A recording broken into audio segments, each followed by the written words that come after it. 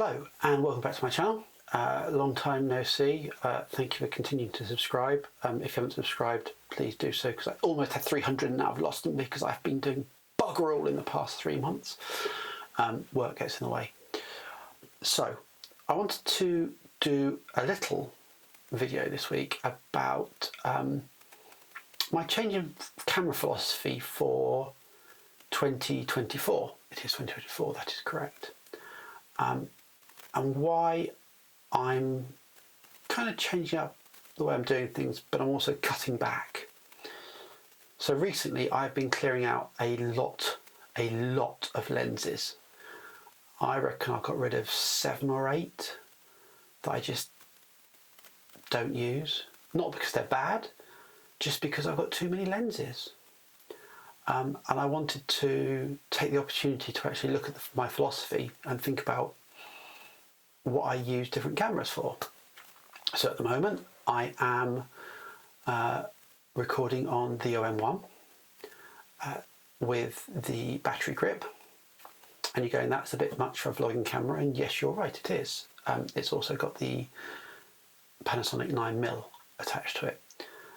The reason I'm recording on that is because that is my wildlife and crap weather camera. So when it's really bad weather and I want to go out, this is the camera I use. And if you look up there, you'll see I've got a Panasonic 100-400 and Panasonic 200, and they're my wildlife lenses. That's what I use. And actually, the two of them work really well together. I recently went out to photograph shorted owls, and I was very pleased with the results I got. I was trying to find the right words then, because I haven't done this in ages. So this might be a bit ropey. So if you like average content from a dodgy presenter in a crap location doing bland things, this is for you. But moving on from that, so how have I changed what I'm going to do in 2024? Well, the first thing is, this is my grab bag. So it's not a very big bag, it's in fact very, very small. And you're going to ask, what's in it, Justin? That's why we're here today. So the first thing that's not in the bag, but I will show you, is this. This is, if it comes onto it, there we go. This is the Fuji X70. And why I have that is because it's really, really small. Look at that, fits in your pocket. I wanted a setup that was about 28mm. I do not want a Leica Q2 or 3. What I want is a sensible setup. I'm not a fan of the X100. I know that's heresy, but actually this is perfect for shoving in my pocket along with my iPhone and taking out. And it does some really good results. I'll put some images in now from it so you can have a quick look, and then we'll talk about what else is in my bag.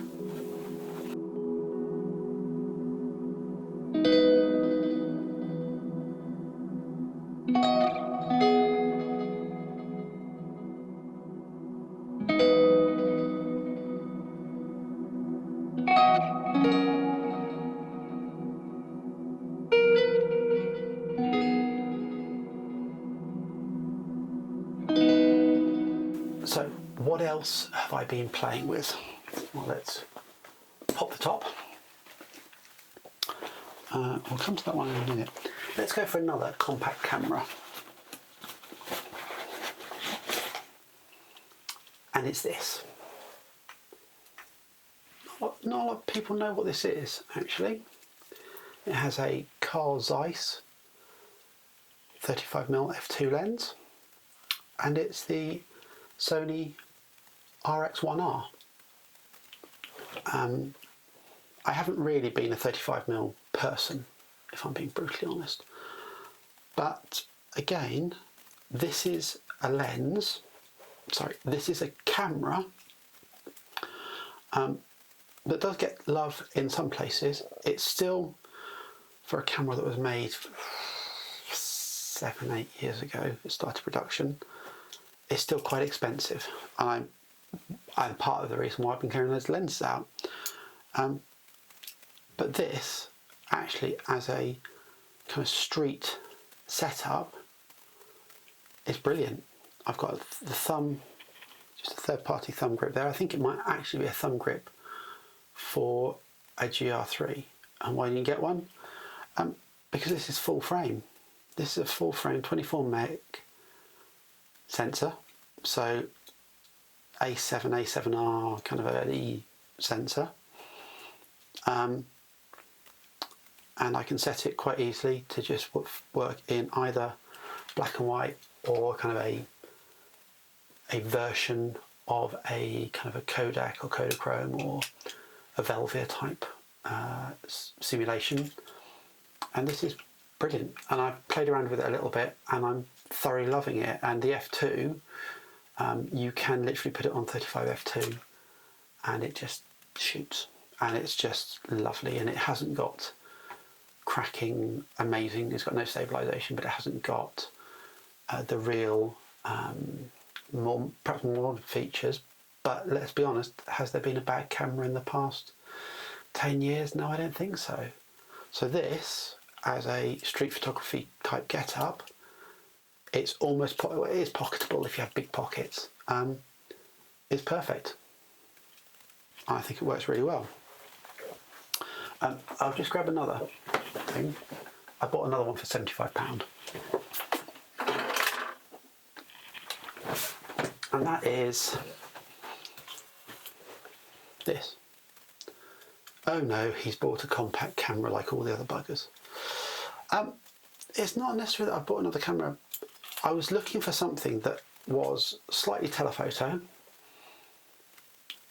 It doesn't have to have more than 12 megapixels because that gives you a 4K image, and would slide in the pocket.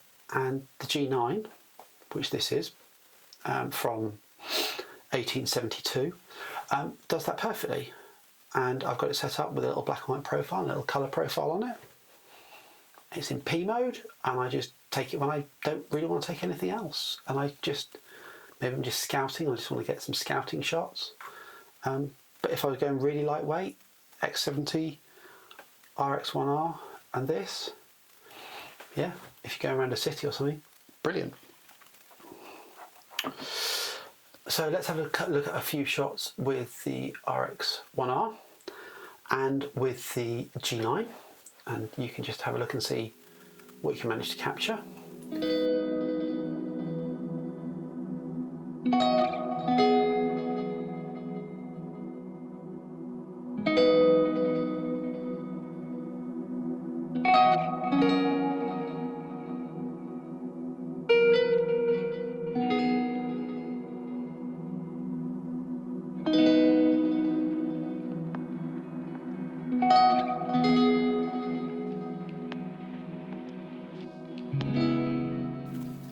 And then let's move on to the next thing in my bag.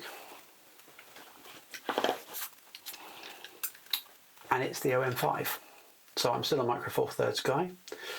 I'm not the Micro4 guy because that's somebody else on YouTube and they get a bit annoyed if I start to use their moniker. OM5 with the 12-100. The 8-25 has left the building.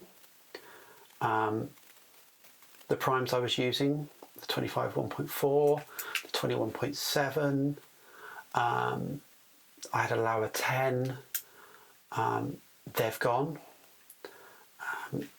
This is such a phenomenal lens. People I don't think give it the love.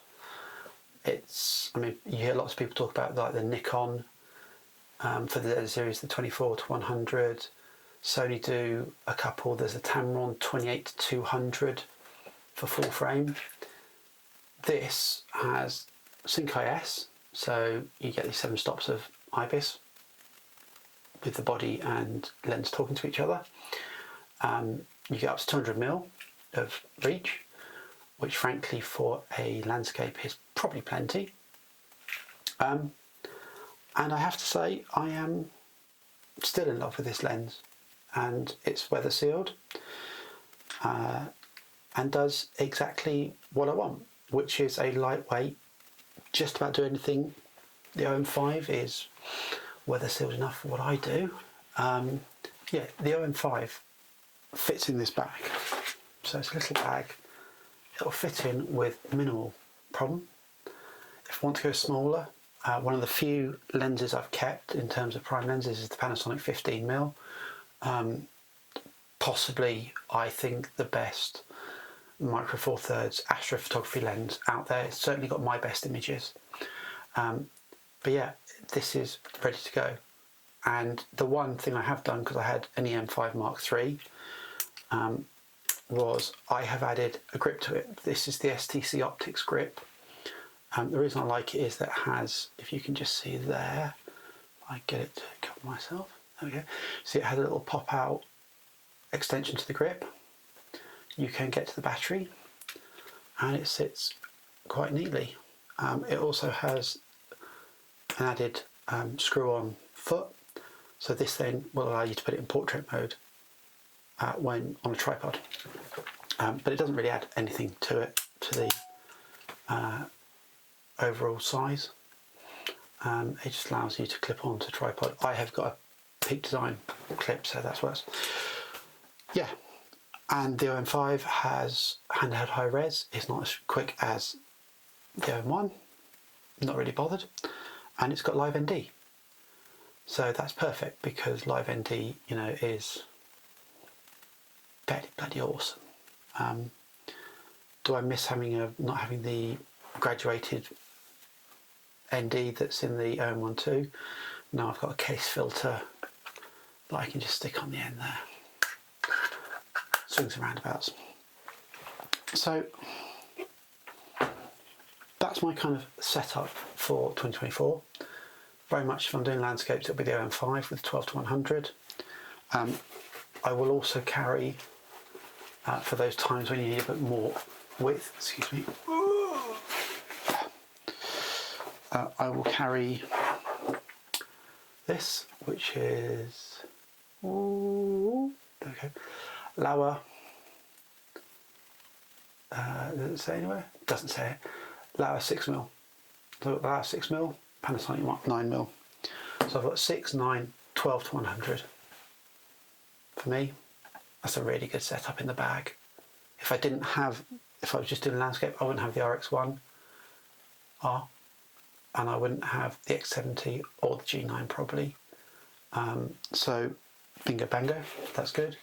I can carry graduated case filter, and I'm good to go. Extra battery, that's fine.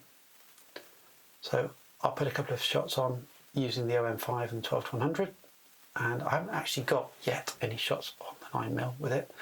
I'm hoping for some fog this weekend. Don't tell anybody. But yeah.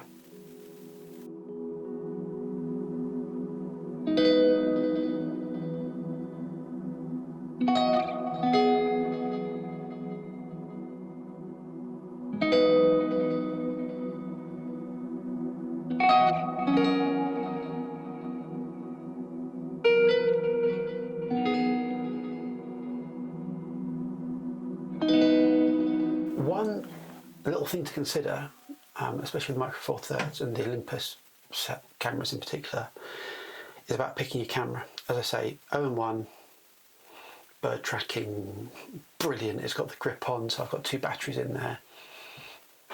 I could take that out in any weather, but it's expensive. OM5, still quite a pricey bit of kit, but an OM5 is fundamentally an EM1 Mark III rebodied, exactly the same. So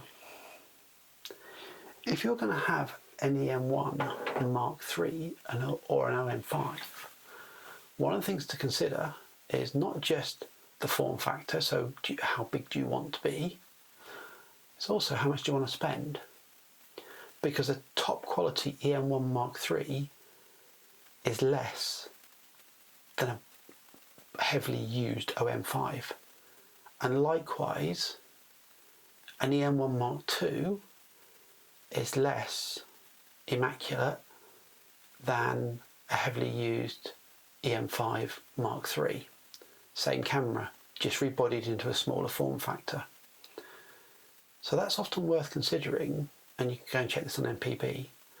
If you're just doing landscapes and you've got filters and you don't really need anything else, even if you're doing street, if you're not doing bird or action and you're just focusing on more static subjects, and 20 megapixels is plenty, let's be honest. Lightroom can scale it, or you can stick it on a tripod and use handheld, or you can put it on a tripod and use high res mode. Handheld's only in EM1 Mark III and the OM5. Think about those, because the EM1 Mark II is still a perfectly capable camera for photography. It might not have all the bells and whistles that what I'm recording at the moment in the OM1 does, but don't let that stop you, because it's a perfectly good camera. So part of my philosophy this year has been to strip it back a bit, but it's also been to think about, what do I actually need? How many of the bells and whistles are essential, and what can I do with it? Where will I go next? Not sure. I'm waiting to see with the OM1 whether or not they put out a firmware update that will actually kind of improve some of the beyond compatibility to lenses, but actually boost performance, because it's still perfectly usable. OM5, I'll be interested to see the OM5 Mark III. So when the current new OM1 Mark II gets put into that form factor and you start getting the graduated ND in camera, that could be interesting. But that's a few years off, and I'm in no rush. So as I say, there are no bad cameras really nowadays. Just enjoy what you've got.